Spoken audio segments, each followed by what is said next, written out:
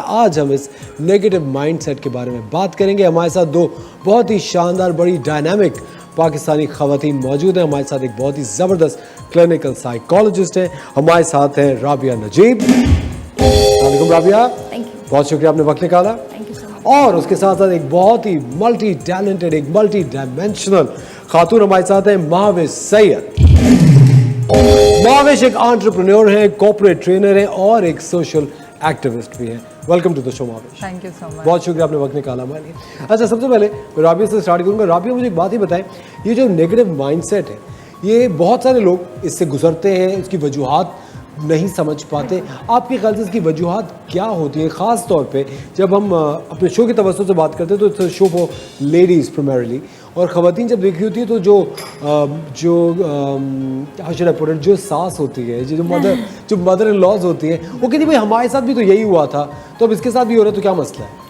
Actually मसला ये है ना असफर, के आपने बहुत ही अच्छी चीज़ पॉइंट आउट की है कि अगर आपके साथ एक चीज़ हो रही है और आपको पता है, आप आइडेंटिफाई कर पा रहे हैं कि वो गलत है, तो उस स्टीरियोटाइप को ब्रेक करें, उस पैटर्न को उसी वक्त रोकें, ना कि उसी को रिपीट करें। और हमारी सोसाइटी में यही है कि एक फिक्स्ड माइंडसेट बन गया है लोगों का कि एक चीज़ हो रही है, सास ऐसी ही होती है तो मैं भी ऐसी बनूंगी, और फिर वो पैटर्न कंटिन्यू होता रहता है। लेकिन अगर आप ग्रोथ माइंडसेट की तरफ जाते हैं तो उसमें ये आपको बताते हैं कि आपका जो एक फिक्स्ड पैटर्न है उससे आप ब्रेक कर सकते हैं। You can do so much more.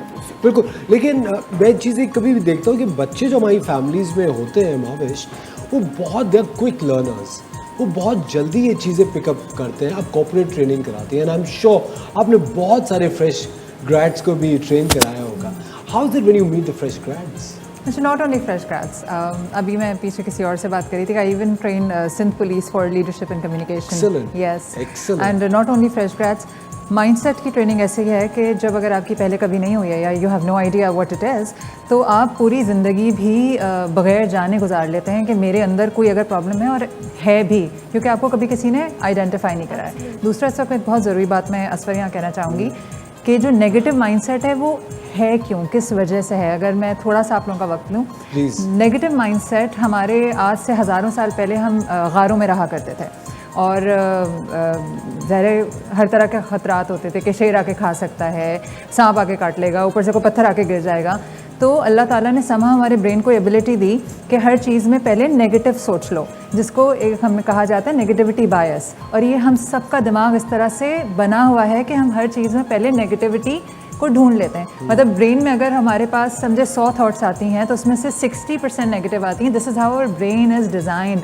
Negativity bias की वजह से ही इवोल्यूशन पॉसिबल हो सका और आज हम जिंदा हैं, क्योंकि जो हमारे एंसेस्टर्स के अंदर नेगेटिविटी बायस था वो जिंदा रह सके, क्योंकि उनको काउंटर करते हैं जी। और आज तो अब क्या हुआ, हमारी जीन्स में इंफॉर्मेशन है, हर चीज़ में नेगेटिविटी ढूंढनी। अब हमें वो ख़तरात तो मौजूद नहीं है, तो हमें हर चीज़ में negativity.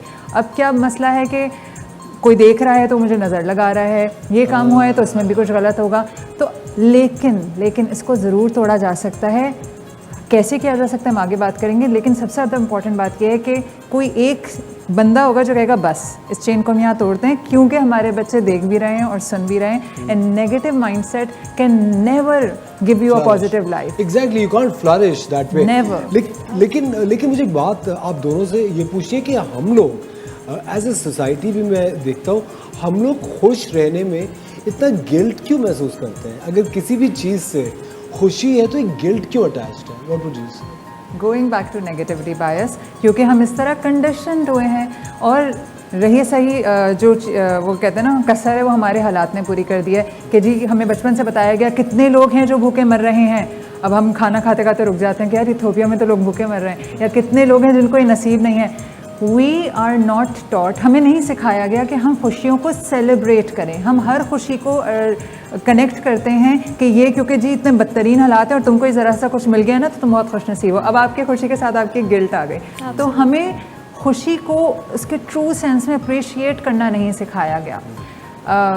If you want to add anything to it. Actually एक और बहुत इम्पॉर्टेंट पॉइंट है इसमें कि जब हम नेगेटिव फीलिंग्स फील कर रहे होते हैं तो हम जो है उस फीलिंग को नम कर देते हैं। हमारा जो डील करने का तरीका होता है उससे बेसिकली सही नहीं होता, because we are asked to shut those feelings down. और उसमें ये होता है कि हम ऑटो पायलट मोड में इवेंचुअली चले जाते हैं। जब आप एक इमोशन को फील नहीं करेंगे, दूसरा भी नहीं करेंगे, तीसरा भी नहीं करेंगे, आप अच्छे इमोशंस को भी फील करना बंद कर देंगे, आप इतने नम हो जाएंगे।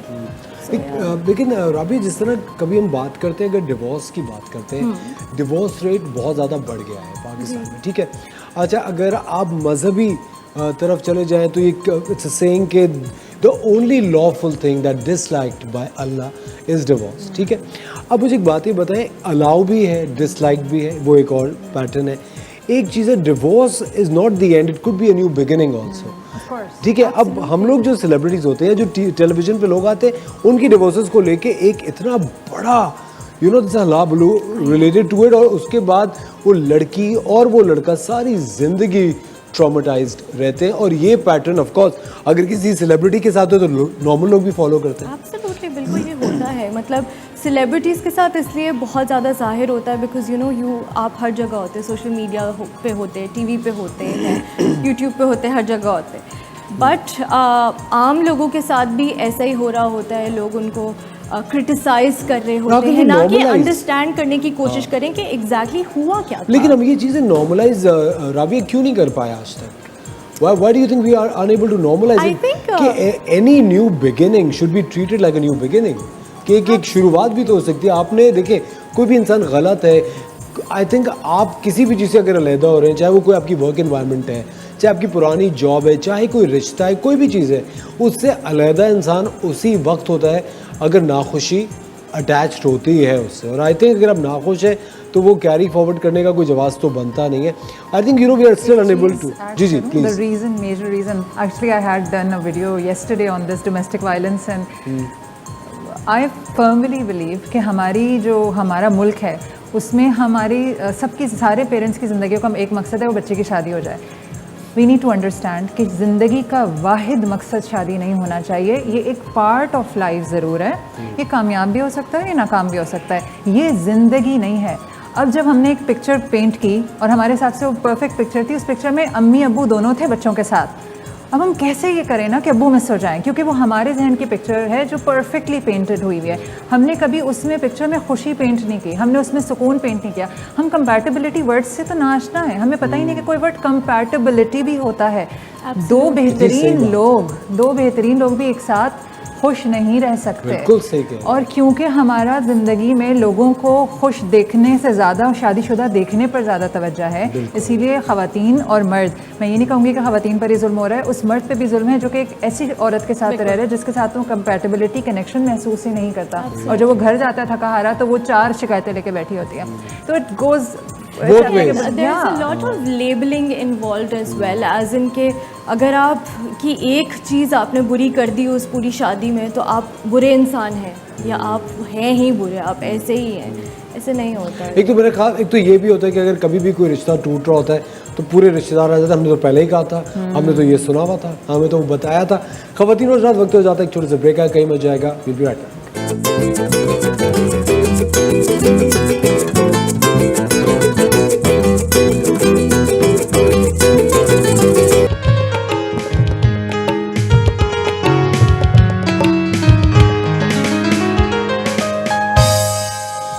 Welcome back ladies and gentleman, you watching the morning star. एक बार फिर आपको शो में खुशामदीद कहते हैं। हमारे साथ 2 बहुत शानदार ख़वातीन मौजूद हैं। एक क्लिनिकल साइकोलॉजिस्ट है, एक सोशल एक्टिविस्ट है, कॉर्पोरेट ट्रेनर है, एंटरप्रेन्योर है माविश। और आज हम बात ही कर रहे हैं कि नेगेटिव माइंडसेट क्यों होता है, और अब हम बात करेंगे कि अगर आपने आइडेंटिफाई किया है कि किसी का नेगेटिव माइंडसेट है तो उसको कैसे तोड़ा जाए। मैं अच्छा, जिस तरह मैंने कहा कि नेगेटिविटी बायस हमें अल्लाह ताला ने हमें एक डिफेंस मैकेनिज़्म के तौर पे सिखा के भेजा था।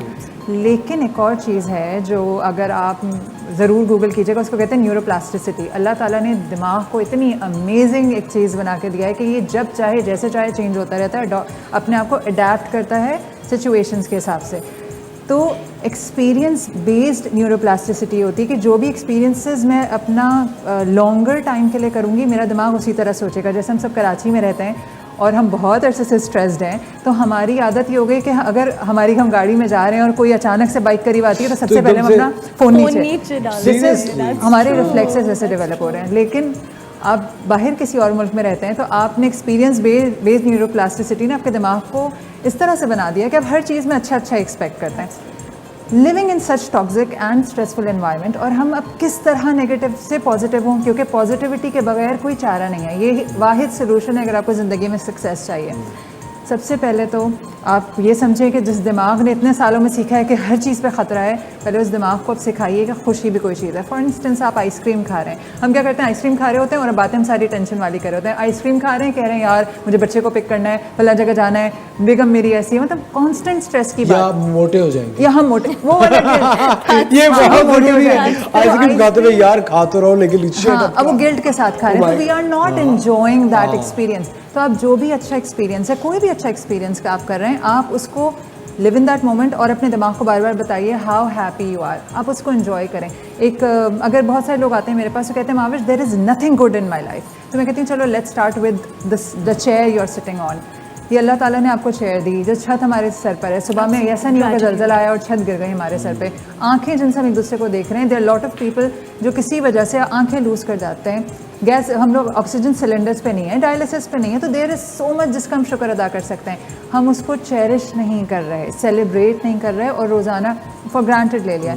तो आप क्या करें, ग्रेटफुलनेस से स्टार्ट करें और हर अच्छी चीज़, बच्चे ने पहला स्टेप लिया है, बार बार सेलिब्रेट करें, उस मोमेंट में रहें। आहिस्ते से क्या होगा, ब्रेन ट्रेन होना शुरू होगा पॉजिटिव सोचने के लिए, खुशी की तरफ, खुशी पायलट पे फिर चला जाता है। हाँ, you want to add something क्योंकि I can go on and on about. या okay sure. So you know like आपने एक बहुत अच्छा पॉइंट बोला था सेगमेंट शुरू होने से पहले कि जब छोटे बच्चे होते हैं वो भी इस चीज़ को सीखते हैं, घर से नहीं स्कूल से भी।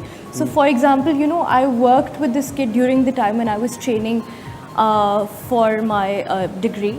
तो he had this mindset develop कि ओके मैं तो कभी मैथ कर ही नहीं सकता, मैथ तो मैं कभी सीख ही नहीं पाऊँगा, बिकॉज उसकी टीचर ने उसको बोल दिया था कि तुम तो सीख ही नहीं सकते, हाँ तुम तो कर ही नहीं पाओगे ये कभी भी। और वो उसी माइंडसेट के साथ बड़ा हुआ, 4-5 साल गुजर गए and he was just unable to do it. And then उसको वो चीज़ अनलर्न करवा के वापस लर्न कराना कि नहीं you can do it is actually what you know really matters. अच्छा, जब नेगेटिव हम जिस तरह सोचते हैं कि यार कोई भी चीज़ है ये बुरी हो जाएगी, फिर आई थिंक उसका वो तो हमने एक चीज़ सोच ली, फिर उसके बाद राबिया बहुत सारे खौफ उससे अटैच हो जाते हैं, वो एंजाइटी बहुत ले आता है। एक्चुअली असफर जो नेगेटिव इमोशंस भी होते हैं ना वो भी एंजाइटी को मैनेज करने के लिए ही होते हैं। जैसे कि आपने कहा यू नो कि वो एक डिफेंस मैकेनिज्म, ऐसा कोपिंग मैकेनिज्म को हम यूज़ करते हैं। सो हम उसको आइडेंटिफाई करें कि वो हमारा क्या नेगेटिव इमोशन है, क्या नेगेटिव माइंडसेट है, उसको हम किस चीज़ से रिप्लेस कर सकते हैं। फॉर एग्जांपल अगर if somebody is feeling lonely for some reason, तो वो उनका नेगेटिव माइंडसेट क्या होगा कि I am not loved, I don't feel loved for example, and I won't be loved ever, and वो अपने आप को आइसोलेट कर लेते हैं पूरी दुनिया से। But rather than you know उस फीलिंग को अगर हम रिप्लेस करें कि हम अपने दोस्तों से कांटेक्ट करें, उनसे बात करें, इस बारे में जाहिर करें अपने इमोशंस की वो क्या फील करें, आई think that's a positive way of dealing with your anxiety. अच्छा, मुझे एक बात बताएं, एक बहुत ही कॉमन प्रॉब्लम है, बहुत सारी ख़वातीन हैं वो जॉइंट फैमिली सिस्टम में रहती हैं, और उन तकरीबन सर्वे के मुताबिक, मैं बता रहा हूँ ज़ाती तौर पे नहीं कह रहा, बहुत सारी ख़वातीन को ऐसा लगता है कि जो एक जॉइंट फैमिली सिस्टम होता है वो एक टॉक्सिक एनवायरनमेंट होती है। और बहुत सारी ख़वातीन एग्री करेंगी कि भाई हमारे बड़े कुछ रिश्तेदार बड़े नेगेटिव हैं। अब आपके जो नेगेटिव दोस्त या जो नेगेटिव रिश्तेदार हो राबिया, उनसे किस तरह डील करेंगे? आप रिश्ता तोड़ भी नहीं सकते। देखिए certain negative people you have to meet every day. बिल्कुल सही बात है। और उसमें एक सबसे बड़ी चीज़ ये होती है जो कि मैं अपने क्लाइंट्स को भी सिखाती हूँ कि असर्टिव कम्युनिकेशन। असर्टिव कम्युनिकेशन का क्या मतलब होता है कि आप अपनी बात को भी कम्युनिकेट कर दें लेकिन सामने वाले बंदे को ऑफेंड भी ना करें, राइट। तो मतलब कम्युनिकेशन बहुत ज़्यादा इंपॉर्टेंट होती है ऐसी चीज़ों में। और आपको डेफिनेटली हमारे सोसाइटी में ये होता है कि आपको शट डाउन करा दिया जाता है कि नहीं आप कुछ भी नहीं बोल सकते, अपने इन लॉज हों, चाहे वो आपके दोस्त हो, बड़े हों, जो भी हो, एनीथिंग। पर आपको जो है वो बोलना चाहिए, कम्युनिकेट करनी चाहिए अपनी फीलिंग्स, लेकिन उनको भी ऑफेंड नहीं करना चाहिए। So I think that's the first. आपको लगता है कि ये दो तरफा प्रॉब्लम होती है, दोनों की तरफ से होती है, दोनों पार्टीज़ का प्रॉब्लम होता है? देखिए बिल्कुल होती है दोनों तरफ से प्रॉब्लम, लेकिन मेरा अपना पर्सनल ये बिलीफ है कि अगर एक बंदा शायद पहल करे सॉल्व करने की तो हो सकता है दूसरी तरफ से भी हो। अगर ना भी हो इन दैट सिचुएशन तो आपको एटलीस्ट गिल्ट नहीं होगा कि आपने कोशिश ही नहीं की। और आप अपनी एक कन्विक्शन के साथ नहीं कह सकते कि ये तो हो ही नहीं सकता। बिल्कुल सही कह रही हैं। What do you have to say about this? A lot actually, but I'll try to कोई ऐसी बात करूं जो सबको बाकी हेल्प करे। देखिए मैं अक्सर लोगों को समझाती हूँ कि देखिए यूजुअली जो प्रॉब्लम है ना हमारा वो होता है टॉक्सिक रिश्तेदार, टॉक्सिक घर वाले। ये कि यूजुअली जो खवातीन कहती है ना कि भाई आप देखिए 99% ड्रामे जिसमें हम लोग काम करते हैं, देखिए ये डिमांड एंड सप्लाई का एक चेंज होती है, ठीक है। Anything that's a flop would be that's not needed, right. वो चीज़ चलती है जो लोग देख रहे हैं, जो रिलेट कर पाते हैं, और ये चीज़ एक बहुत ही कॉमन प्रॉब्लम है। It's of course it's very common problem. What I tell people कि सबसे पहले जो चीज़ आपको बॉदर करी है, आप अपने आप से पूछिए कि क्या मैं इसको कंट्रोल कर सकता हूँ या ये मेरे कंट्रोल में नहीं है। अगर वो चीज़ आपके कंट्रोल में है ही नहीं तो फिर आप उसके लिए परेशान उस तरह ना हो जिस तरह आप हो रहे हैं। फॉर इंस्टेंस आप ट्रैफिक जाम में खड़े हुए हैं तो आपके पास दो ऑप्शन है, या तो आप हर मुस्तकिल गालियाँ निकालें, आप ये बोलें यार मैं कहाँ फंस गया, किस अजाब में हूँ, मैं कराची में क्यों रहता हूँ, या आप थोड़ा सा जल्दी निकलें। सिमिलरली अगर आप किसी ऐसे शख्स के साथ रहते हैं जो टॉक्सिक है या वो बदतमीज़ है, आपसे बदतमीज़ी करता है तो आप पहले अपने आप को बताइए कि क्या ये मेरे शख्स मेरे कंट्रोल में है, मेरे कंट्रोल में क्या है मेरा रिस्पॉन्स टू हिम, मेरा बिहेवियर टूवर्ड्स हिम। अंडरस्टैंड करें कि why the person is doing this. इस तरह के जो बदतमीज़ लोग होते हैं जो ज़िंदगी अज़ाब बना रहे होते हैं हमारी, असल में उनको हेल्प की ज़रूरत होती है। वो पेशेंट्स हैं, वो खुद नाखुश हैं, उनकी ज़िंदगी में कितनी तलखियाँ रही हैं तो अब वो मैनिफेस्ट कर रहा है उनके बिहेवियर में। तो आप ये अंडरस्टैंड करें पेशेंट है, नॉर्मल शख्स नहीं है। हाँ मैं यहाँ फंस गई हूँ ऐसे शख्स के साथ, अगर आपके कंट्रोल में होता तो आप यहाँ से निकल चुके होते हैं। जिसके कंट्रोल में वो निकल जाता है, राइट। अब आपके नहीं है तो अब अपना पर्सपेक्टिव चेंज करें उस शख्स के बारे में, क्योंकि साथ तो रहना है। मैं बहुत दफ़ा लोगों से कहती हूँ कि आप डिसाइड करें मुझे निकलना है कि रहना है। अब अगर रहना है तो ये सोच के रहिए कि ये पेशेंट है, इसका मैं कुछ नहीं बिगाड़ सकती, I can change my self. मैं ये कर सकती हूँ कि जब वो बदतमीज़ी कर रहे हैं तो I don't need to engage in to that conversation. मुझे हर बात का जवाब नहीं देना, because I don't need to, right. अपने अमल को मजबूत कीजिए, एक दफ़ा हाँ या नहीं का जवाब दें। When you change yourself, everyone changes around you। हम हमेशा कमज़ोर को दबाते हैं, हम हमेशा उस शख्स से ज़्यादा बदतमीज़ी करते हैं जो हमें लगता है हमारा बुली लेगा। क्यों ऐसा होता है कि एक फैमिली में 4 बहुएं होती हैं और एक बहू की सब ख्याल सब उसके आगे पीछे हो रहे होते हैं, एक बहू को डोरमैट की तरह ट्रीट कर रहे होते हैं। It's you yourself, how you place yourself. English की saying what you allow shall prevail. आप जिस चीज़ की इजाज़त देंगे वो चीज़ जारी रहेगी और चलती रहेगी। लेकिन जब भी हम बात करते हैं रिश्तेदारों की अलग होने की, मैंने एक बड़ी ज़बरदस्त चीज़ पढ़ी थी Mahvash, way back I read a lot of Reader's Digest, जिसके अंदर लोगों के ना बहुत ज़्यादा एक्सपीरियंसेस होते हैं। तो मुझे लगता है कि कोई भी फिक्शन से ज़्यादा या किसी भी चीज़ ज़्यादा तजुर्बात लोगों के बहुत से कहा। तो उसमें देखा था कि अगर इफ़ यू एवर इनकाउंटर, अगर आप कभी भी किसी ऐसे शख्स के साथ आपका लेन देन हो या मुलाकात हो रही हो जो कि आपको बुली करता हो या आपसे बदतमीज़ी करता हो या आपको ओवर पावर करता हो, आप उसको बुरा समझने की बजाय उस पर तर्स खाने लगे। आप जैसी तर्स खाएंगे तो ओवरऑल आपका माइंड, आपका तरीक़ाकार उस इंसान की तरफ चेंज हो जाएगा, और जब आपका तरीक़ाकार उसकी तरफ चेंज होगा तो ऑटोमेटिकली दूसरी तरफ से भी चेंज आएगा, क्योंकि every action has an equal and opposite reaction. Let's take a very tiny break ladies and gentleman, will be right back.